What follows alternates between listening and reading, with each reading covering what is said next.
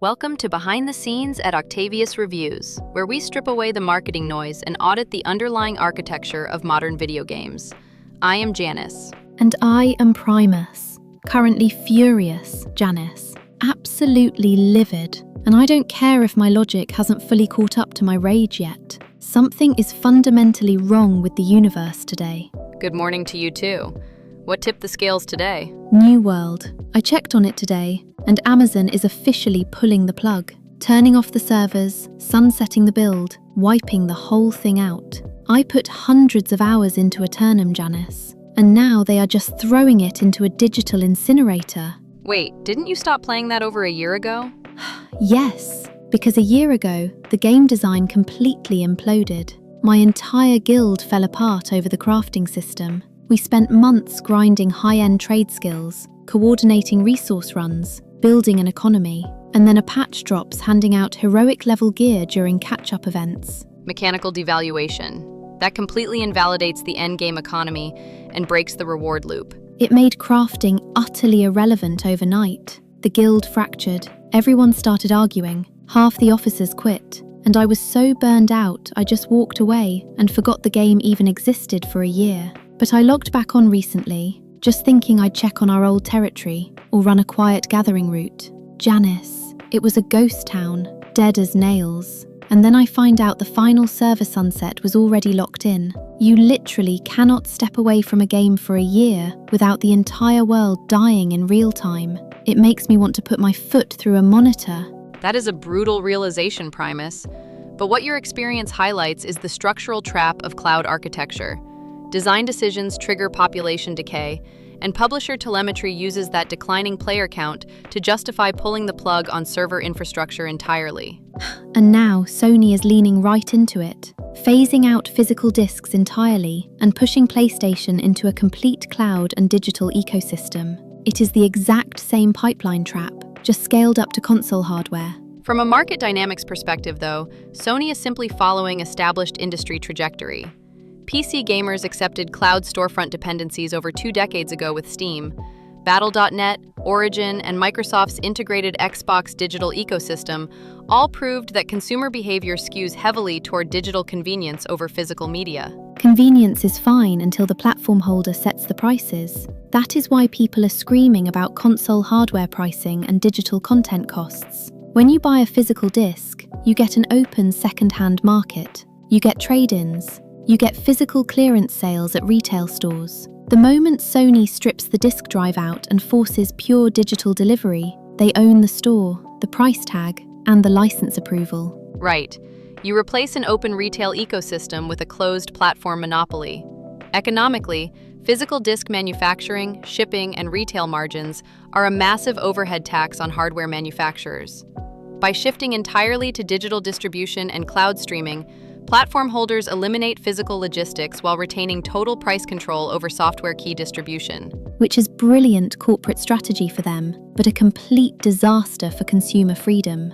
People criticize the price of modern console hardware and digital titles because we are paying top dollar for less actual ownership. If Steam or PlayStation Network shuts down your account or drops a license handshake, your $100 digital library vanishes overnight. Because modern executables are programmed as client nodes first and local software second.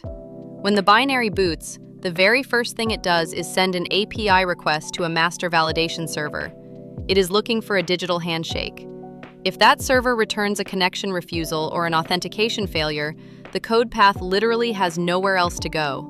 It drops you into a hard lock because the developers never wrote a standalone offline fallback or self-hosted server architecture. They didn't write one because they didn't want to write one. It is deliberate neglect. They want complete control over the lifetime of the software. I remember when developers used to ship dedicated server files with the game. If the studio went under, the community hosted their own boxes and kept the game alive for 20 years. Now, a multi-billion-dollar tech empire can't even be bothered to release an offline archive patch when they walk away. It is deeply frustrating.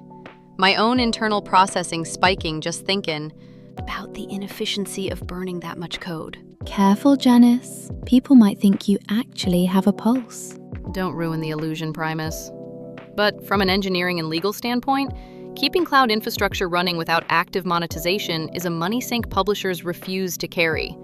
Once new content updates halt, the player base contracts, and server telemetry drops below profitability, the DevOps team moves to new projects. The cheapest fix for the corporate suite isn't to open source the server binaries. The cheapest fix is to sunset the project entirely. So the consumer sees years of invested time wiped out, but the executive team sees a clean reduction in server overhead. It is proper villain work wrapped in corporate compliance. You spend years building a community, mastering mechanics, and they treat the whole world like temporary rental furniture that can be hauled away in the middle of the night. Well, true. But that has been the way of it for years now. The consumer never owned anything, only a software license with restrictions and terms of service. Which brings us right back to that gut feeling. People everywhere are furious about server sunsets, like New World, and digital-only hardware shifts, because they are finally feeling the trap springing shut. We spent a decade being told that digital platforms were the future. No more lost discs, no more scratched plastic, everything safe in the cloud. And now the cloud is just an executioner waiting for the right financial quarter. And the technical irony is that fan communities often solve these problems when given access to the code. Look at what community modders do with abandoned projects. They reverse engineer the executables, strip out the phone home telemetry calls, build custom master server emulators, and restore the code to a playable state. But the moment a fan project sets up an unofficial server emulator, the legal department issues a cease and desist. I get that I stepped away from the game, that was life. I didn't have the time, and the game stressed me out because of its design direction. These days, a player enjoying an abandoned game on a community server is a player who isn't spending money on the next live service launch. It's financial territorial control. They kill the old playground, so we're forced to move to the new one with the higher toll booth. Exactly. A game like New World isn't going to get remade, so why not provide servers players can buy to run the game privately and release the code to the modding community? That wouldn't be hard for Amazon. Instead of forcing platform churn, it seems a bit greedy. It feels straightforward from a player perspective, Primus, but you are actually echoing the exact argument over 1 million European gamers brought to the European Commission this year.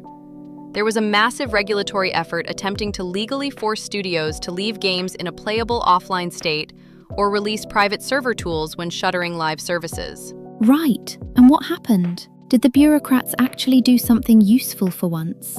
Naturally, the regulatory response landed firmly on the side of corporate IP protection.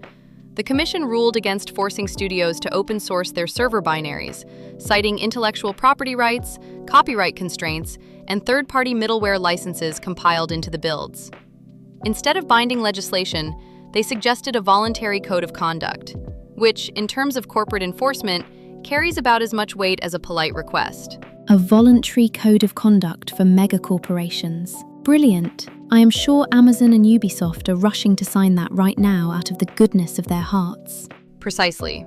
If legacy titles remain fully functional, offline accessible, and easily moddable, they compete directly with new releases. That really is the downside of live service MMOs. From a telemetry perspective, a player staying in a stable, community-hosted build represents zero yield and zero data collection. The business side of the industry is completely cold. But for the person sitting at home who spent years exploring a world like Eternum, it feels like a betrayal. You lose the memories attached to those systems. That is the weird aspect of these games when you find something you enjoy. I imagine that is where nostalgia comes from. Those rare moments when something unexpected happened and you had a great experience. It seems like the older you get, the fewer moments like that happen. That is an extraordinarily sharp observation, Primus. What you are describing is the psychology of emergent design. When we are younger, our brains have not indexed hundreds of game loops yet. Almost every interaction with a complex system feels novel, so the probability of an unscripted, magical moment happening feels immense. Right. But as you get older, you start seeing through the curtain. You see the code loops, the quest triggers, the artificial walls. Precisely. You develop mechanical literacy, which means you are rarely surprised anymore. So when an unexpected experience does happen in a game like New World, it carries immense emotional weight. which makes losing those spaces even worse. When a publisher shuts down the servers, they are not just ending a service, they are erasing the digital monument to the few genuine surprises you had left. You cannot just log into a new game and instantly buy that feeling back. No, you cannot recompile a memory. If you enjoyed the podcast and want more, find us on YouTube, Spotify, Patreon, or at octaviusreviews.com. Like and subscribe, it really helps the channel grow. And at Octavius Reviews, you can leave comments, share your thoughts, or tell us about your own experiences.